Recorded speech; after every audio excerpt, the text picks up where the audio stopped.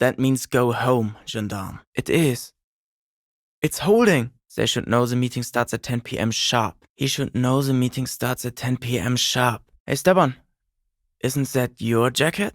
Those committed to the rights of property are those most apt to violate them. He'll shit himself. Positively. Maybe they can explain themselves. Maybe he can explain himself.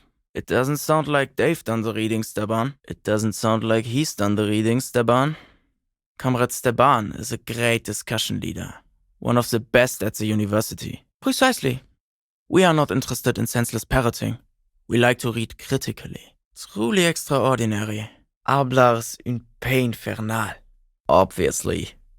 Only because certain moralists and their ideological lapdogs pretend to object to his more maximalist tactics, as though they've never committed any so-called war crimes. This gendarme talks just like a moralist. They love getting on their high horses about so-called war crimes. And before that, there was Abelard's Impe Infernal.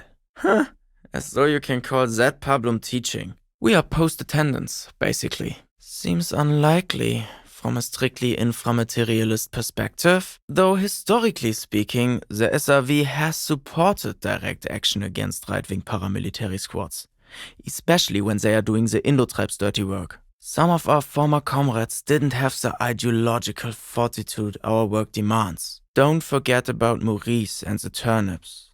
If only. They've got all the beans accounted for in their asset sheets, their quarterly budgets, their future projections.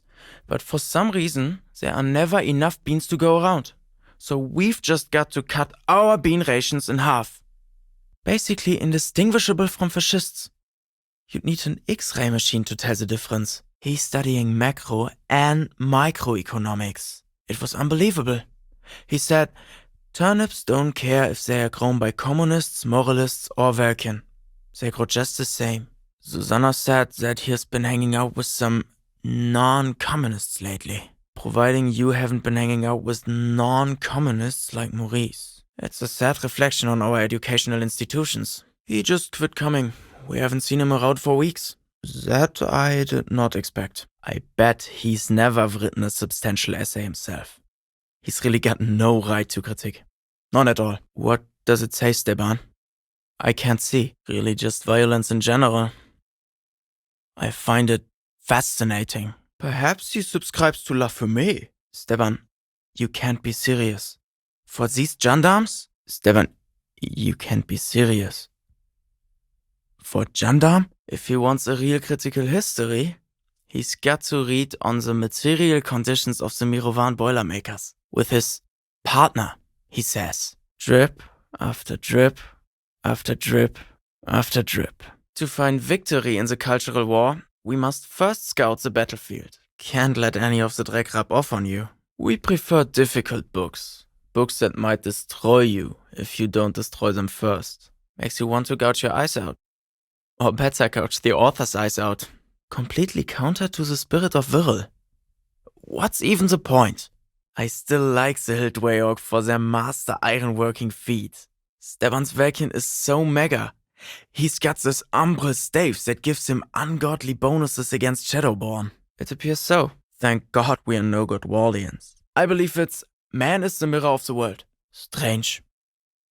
I thought that women were attracted to a certain amount of revolutionary musk. If you encountered it in a novel, you'd say it sounded like a plot contrivance or like a fantasy. Wait, Steban, are you saying the gendarme is some kind of future communist? But that would imply that whenever you unpeel time, you leave behind some kind of doppelganger in now time. I think he's saying it was communism that actually committed the murder. But it was love that brought him to that point. There has to be some other element to it. We don't have the full story yet. It will turn up, I'm sure. In a way, it wants to be found. Steban's right. If it's going to happen, it will happen. Yes, I would say he's got serious potential at least. He looks like he's about to puke. Steban, a moment. Doesn't have to be a hard hit. Just enough to leave a mark. The idea is to show Maurice and those other traitors that we are the only reading group hardcore enough to tangle with the RCM. Steban? Are you alright, Steban? Can you hear me? In Innocence of Capital, Puncher and Wortman argue that communists must possess as little capital as possible in order to keep their thinking undiluted by its influence. We've tried it ourselves, but thus far we haven't been able to absorb more than the preface and table of contents. Yes, one of our better discussions lately, on the whole. He probably won't get a better chance.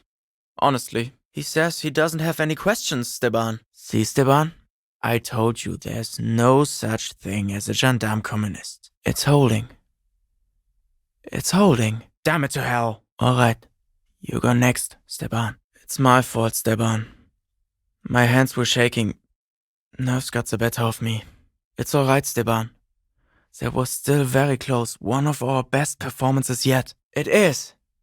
It is. Steban, it's getting pretty late. He wants to know if women are bourgeois, Steban. Sleep well, gendarme. That's interesting. I thought people loved group interviews. I thought the cloak and dagger routine made it seem more appealing. I suppose we have read through most of the inframaterialist canon by this point. Exactly what I've been saying. On fundamental matters, there can be no compromise. As long as we maintain the appropriate critical distance. Precisely my point. It's about quality, not quantity. Though some of us maintain that advertising is an unacceptably bourgeois tactic. See, even the gendarme agrees, when nothing could be further from the truth. A gang of cheap psychologists and intellectual midgets. Typical Godwalders, in other words. Or even third, it happens to the best of us. It was just a little informal experiment. No reason to take it too seriously. It means you are not a communist, in other words. And of course, we'll be shooting right back. Mazov says it's the arrogance of capital that will be its ultimate undoing. It does not believe it can fail, which is why it must fail. Undoubtedly. Yes, this is the closest we've ever gotten. Harder to believe, but still possible. That was remarkable. Yes, that's probably the best way to describe it. We think of ourselves as more of an intellectual vanguard. But she refuses to submit an essay, so we can't call her a member of the group per se. Yes, a fascinating case study. Then what does that make the game designers? The irradiated waste tokens have this great metallic ochre sheen. Mazov tells us to laugh at the monster that hides behind false hopes and pieties. Precisely. It's only beneath the cold light of scorn that deep truths are revealed. Something of an ideological auxiliary, perhaps. See? Even a gendarme gets it. Yes, this worked out quite nicely. It seems the face of violent reaction has revealed itself. We should probably clean up. It does sound pretty cool when you describe it like that. I suppose that makes it a historical inevitability beyond contradiction. I guess no one could accuse Cindy of having a bourgeois aesthetic. She said if she's going to make truly radical art, she needs a suitably radical workspace. It's too bad she hasn't developed the theoretical foundation to do truly radical work. Besides, it would look pretty bad if people thought we were collaborating with the gendarmerie. That's really good, Steban. You should save that for an essay. Not as good as Steban's original idea, though. Leave it to the gendarme to enforce bourgeois stylistic values.